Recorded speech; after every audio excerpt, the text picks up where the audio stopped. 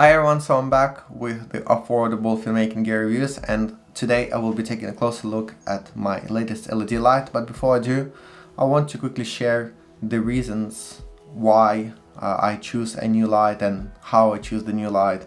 So the first thing I usually now look at is the Cri rating, and Cri stands for color rendering index, which doesn't mean much, but basically a high Cri rating means good, accurate, rich colors without color casts.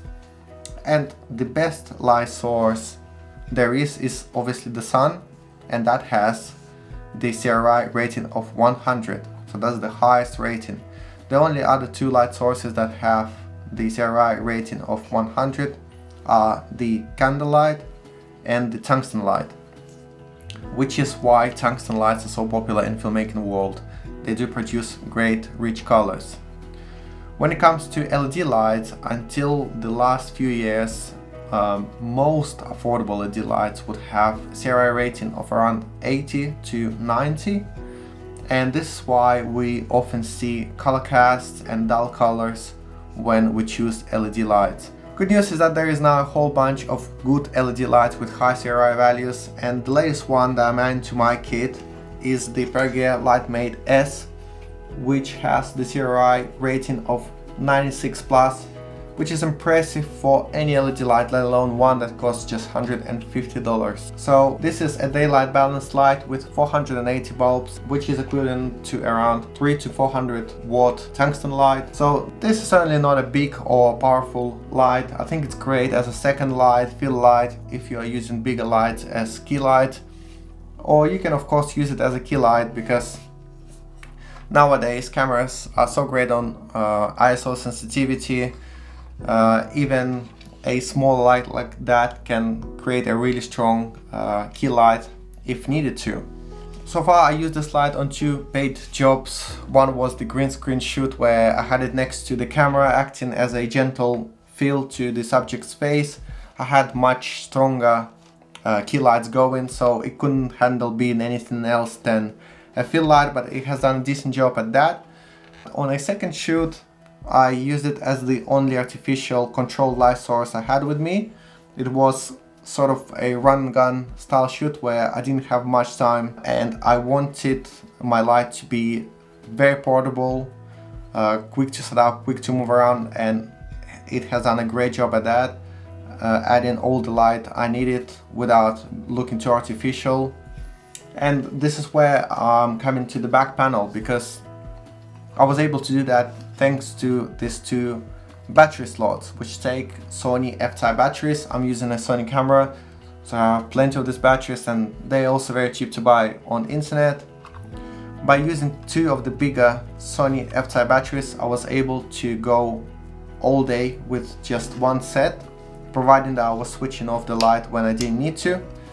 And this meant that I didn't need to use the mains power. Coming back to the front panel, as you can see, we have lots of small LED lights, and they do ask to be kind of blended into a single light source. At least that's how I see LED lights. I think if you point that into actor's face, they will suddenly see hundreds and hundreds of little dots in their eyes, and it's quite unsettling as is. So what this light comes with is a diffusion sheet that can be slotted into the side. Then you can pop these two things out, and this diffusion filter is not going anywhere because there are these holders on the side. And with this diffusion panel, the light does become more of a single light source. It's also supposed to make the light a bit softer, although I don't think it does such a great job at making it softer, but it does help with making it into more of a single light source.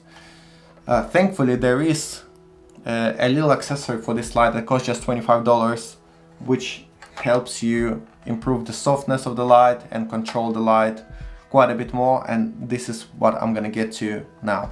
So this is a little completely foldable matte box that you can buy for this light. So I'm gonna set up now and show you what it's like. Okay, so here is the little matte box that you can add to this Pergear light. It's all Velcro based, so very quickly to set up and break down. It comes with a little case to keep things neat and tidy. You can then pop that case into the main bag. Talking about bags, the light comes with a little case, which is quite a simple thing, but it does have some protective foam inside. But coming back to the matte box, now this thing does improve the softness of the light for two reasons. One is the diffusion material is now further away from the light source, so those LED lights blend in into a single source much better, partially because there is a reflective material inside, so the light bounces around until it actually hits the diffusion material at the front. And the second reason is the increased size of the light source. So now this is much more like a 1x1 panel that a lot of us are accustomed to. So quite a bit bigger than what this size would be. So I swing it around, you can see that it's quite a bit bigger as a light source now, and that also helps make shadows softer, helps light wrap around subject's face more. I shot some tests myself earlier to see the changes, so you can judge the results yourself. But there is another reason why you might want to get this little accessory for this light if you decide to get one, and that is the grid. And that's another really cool little accessory for any sort of light, especially matte box type of lights, because it helps you cut down the spread of the light, so you still get the softness of the light, but it doesn't spill everywhere. And in filmmaking world, if you're gonna use it for films and things like that, you want to be able to control light. While softbox lighting is great, it's softer, it's beautiful, speedle light is not great for creating drama, atmosphere, mood, whatever you want to call it. So this is where you use something like this, and again, it's really easy to add. You got Velcro on the sides and just Velcros in. So here is the grid that comes with this matte box.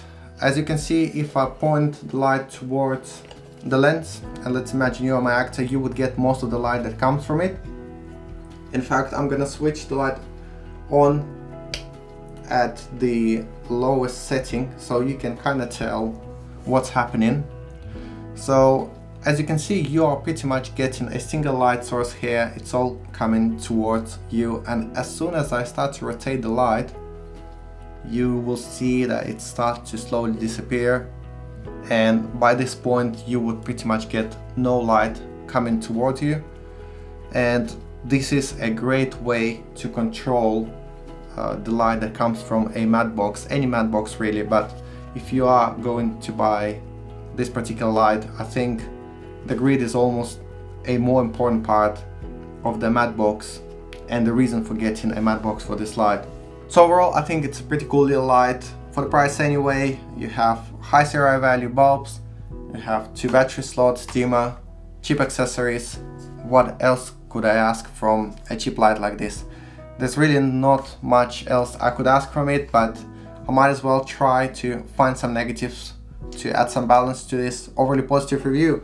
And the only thing I can really think of is the absence of any CTO gels. The light only comes with this one diffusion panel, and I wish there was a CTO version of this, so I can use that with the light without the matte box. And also, if I want to use a matte box, to have a clear CTO panel that I could insert behind the matte box.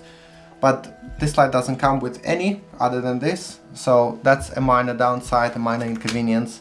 I might have to find other ways to add CTO gels to this light, and that is really the only negative.